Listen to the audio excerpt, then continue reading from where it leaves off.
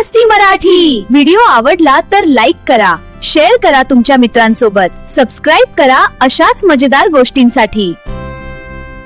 हिरव्यागार जंगलाच्या काठावर शांत, सुंदर आणि थोडंसं रहस्यमय असं एक ठिकाण होतं।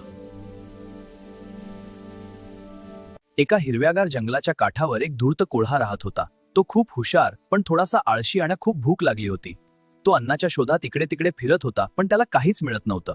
तो इकडे तिकडे फिरत होता काहीतरी खायला मिळेल का म्हणून, पण आज त्याचं नशीब साथ देत नव्हतं।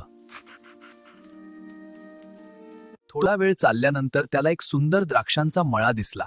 त्या मळ्यात उंच वेळींवर भरपूर पिकलेली रसाळ जांभळी द्राक्षे लटकत होती। कोल्ह्याच्या तोंडाला पाणी सुटलं। वाह, आज तर भारी मेजवानी मिळणार, तो आनंदाने म्हणाला। कोल्ह्याने उडी मारून द्राक्षे पकडायचा प्रयत्न केला पण द्राक्षे खूप उंच होती। त्याने पुन्हा एकदा जोरात उडी मारली पण तरीही त्याच्या द्राक्षांपर्यंत हात पोहोचला नाही। तो हार मानणारा नव्हता।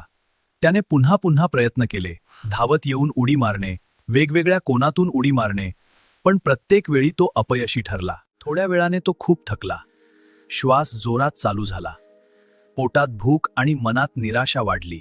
शेवटी त्याने प्रयत्न सोडले। कोल्हा तिथून निघू लागला आणि स्वतःशीच म्हणाला, ही द्राक्षे तर आंबट असणार, मला तर गोड द्राक्षेच आवडतात, ही खाल्ली असती तर माझं पोटही बिघडलं असतं। असं म्हणत कोल्हा तिथून निघून गेला आणि द्राक्षे तशीच लटकत राहिली।